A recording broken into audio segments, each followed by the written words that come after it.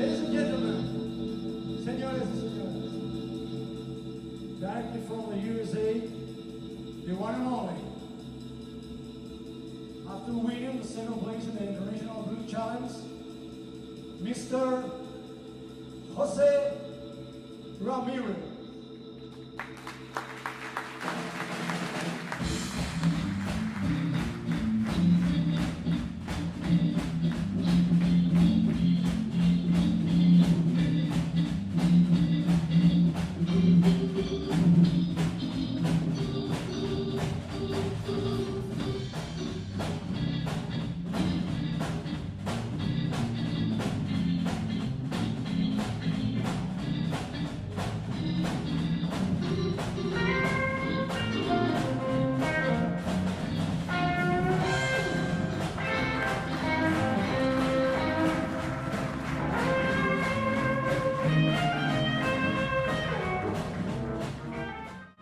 Well, it's still a mystery, you know.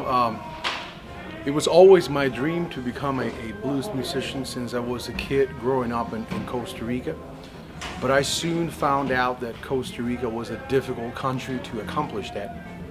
So my father always told me, well, you're a big fish in a small pond, you know. You have to move to the States where it's a big pond, it's a big ocean with big fish, you know. Or bigger fish. So you can learn more and you can get more experience and get better. And after many years of trying to become a blues musician in Costa Rica, I finally decided to move to the United States about 6 years ago. Mm-hmm. And since I did, it really was the best decision I could have taken in my life. And it was a leap of faith, but it's been crazy. It's been a roller coaster, and I'm super thankful for all the recent success and all the support people show wherever and whenever I play a show.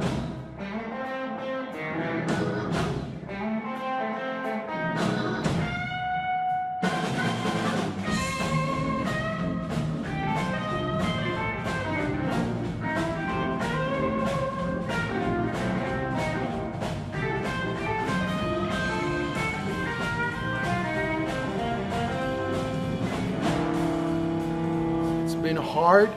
It's still hard, and I think to a certain degree it's harder for me than other people because I am not American, mm-hmm. I am not black, and I am not white.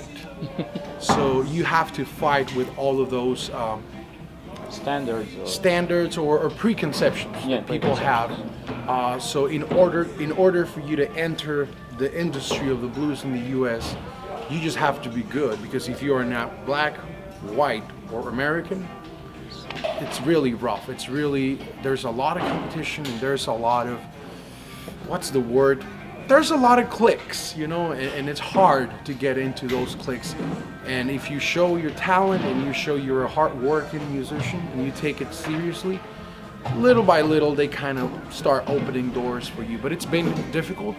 Still today it's difficult, but I'm not stopping, you know. I'm just gonna keep pushing.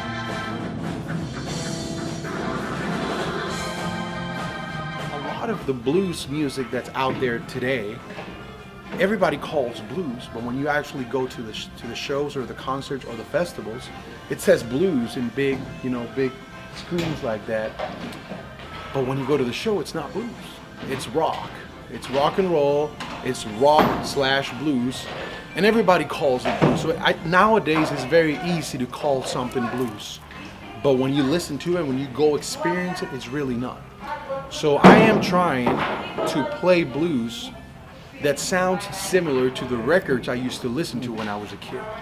I grew up listening to mostly blues, but I also grew up listening to a lot of soul and the rhythm and blues from the 60s and the 70s.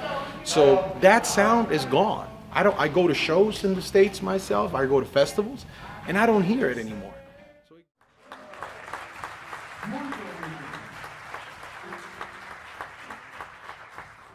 Thank you so much for being here tonight. We are very excited to be here. I've been looking forward to this show for a long time.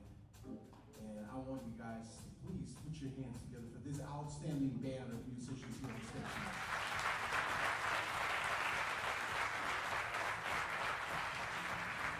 And I go to clubs, I go to festivals, and it's hard to find the real thing nowadays. So what I try to do with my sound is try to be as simplistic as I can. I learned my guitar playing from guys like B.B. King and Jimmy Vaughn and Guitar Slim and Anson Thunderbird. So these guys are very simplistic guitar players, but they will punch you with 1 or 2 notes. They don't need 20 or 25 notes, you know. And I try to learn from that, you know. It's not just playing 1 or 2 notes. You have to mean those notes, you know. So it's a combination of those 2 things.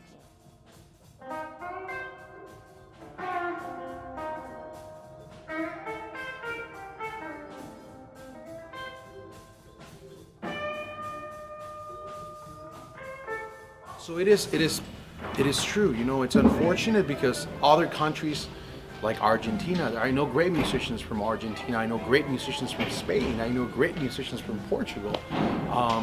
Other countries, I just toured through Germany, Belgium, and then you meet all these blues musicians at clubs and you see them playing, you're like, these guys really study the genre, you know, they are obsessed with the blues and they study the sound and the tones of the guitar and the amplifiers they used to use back in the day. And you go back to the States and you don't find the same passion, not even in Chicago, which is a city that's been so good to me, and I love Chicago. They are not that passionate about blues anymore in general. I'm not, you know, generalizing, but in most cases, they are not that supportive of the actual blues.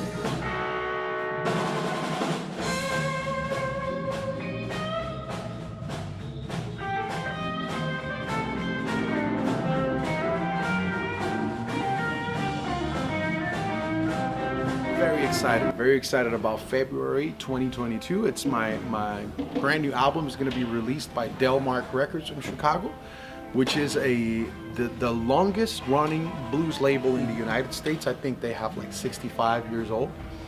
You know, making records and signing artists, and it's my biggest honor. I grew up listening to Delmark Records, you know, Magic Sam and everybody, just Magic Slim and not Little Walter, but Junior.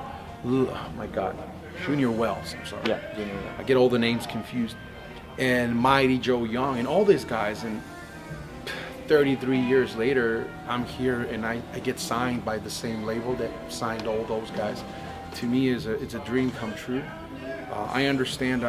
From what I hear from the president of the company, I am the first Latin American musician to ever be signed by the label.